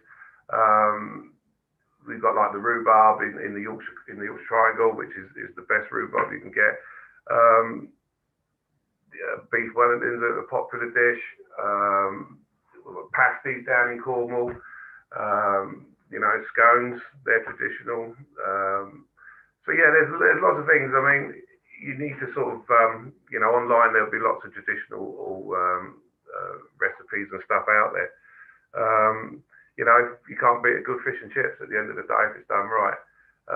Obviously, our roast beef, Yorkshire pudding, that's a classic Sunday lunch for us. But again, like I say, regionals and regions, they have their own names, and they're very similar, but they vary in a slight way. I mean, I can see John there. He could probably tell you some good old Welsh. Some Welsh regional cuisine, like we've all done Welsh cakes and stuff. So, there's lots out there. Absolutely, chef. I don't know how they forgot about the puddings. Puddings are very, very popular. And I mean, it happens to be my personal favorite as well. So, chef, our last question for today, coming from one of our students is, chef, when you were younger, did you have a role model when you knew that you wanted to become a chef? Did you have a role model? When I was first going into the industry, TV chefs weren't as affluent or popular as they are today. I just loved cooking. That was what why I went into it. I had a real passion for it, and my role model at the end of the day was the first chef I worked under when I went to London. He was a great guy, great chef, been through all the systems, traditional chef, and he took me under his wing and treated me like a son and taught me what he knew. And I've always looked up to him, and I'm still friends with him to this day. We're still in touch. But like I say, for me, it was a passion from inside. I just loved what I was doing. And obviously, from now on, we all look to our peers and we respect everybody for what they do. And everybody is different. Everybody cooks different. So, for me as a role, for people that I hope my son looks to me as a role model moving forward. My passion for the job, my energy, my love of it, I try and install that into him. So I'm trying to become his role model. But for me, it came from within, and I just always wanted to do this. So, and like I say, we're talking nearly 40 years ago. So, Yes. the TV chef wasn't as well known as, but I mean, I suppose the first TV chef I saw on television was Richard Shepherd. He did a thing called it was a thing called In at the Deep End, and and that was where I suddenly got. I thought, oh, that's what I really want to do. So I hope that answers your question. We took note of that, chef, and best wishes to your son. Definitely, you must be a role model for him. We have absolutely no doubts about that. Chef, before we close the session, you've been a judge with YC over the last few years, and this year, would you like to say something to the contestants? We, in about a few hours, would be starting our competition, so they would love to hear from you. Enjoy it. You got one of the best experiences. This competition I've seen for the last 2-3 years. I've just seen the standards grow, the friendship, the bonding. It's a fantastic experience. Enjoy it. You know, you're here to have fun, but you're also here to cook. So do the best that you can, you know, and be proud of what you do. But, you know, but fundamentally enjoy it. Make new friends, make new connections, network, and you'll leave there next week with a sense of achievement and a sense that you've made friends and bonded. And it's just brilliant. It's just such fun, and it's just unfortunate we can't all be there in India, because that is the icing on the cake. To be in India to do this is brilliant. Unfortunately, we can't all be there this year. I'm sitting here in my pajamas underneath all this. You do realise that. But yeah, enjoy Yes, it. Chef. Absolutely have fun, and you know, we're all here to do our best.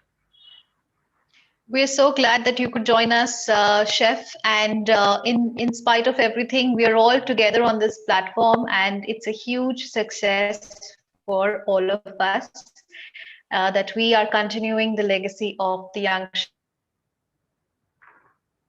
Chef Olympiad in spite of year ahead. All right, so that was Chef Stuart Littlejohn, who joined us from all the way from the UK. And I'm sure the entire day today for all of you was brilliant. You had a lot to take back home. And about tomorrow's session, this is the end of day one. Tomorrow, day two, we have brilliant sessions again by Chef Lokan from USA. We have Chef Farouk, who will be taking a demo session on Malaysian cuisine. We have Mr. Kush Kapoor about hospitality. And we have Chef Scott who will be talking about Canadian cuisine. We have Chef Sean Leonard from Switzerland, and we have Chef George Smith, who will also be giving a live demo. So guys, you have a lot to look forward to tomorrow, and hoping that all of you can join us for the live demo sessions. Wish you all a very good evening. Please stay safe and take care of yourself.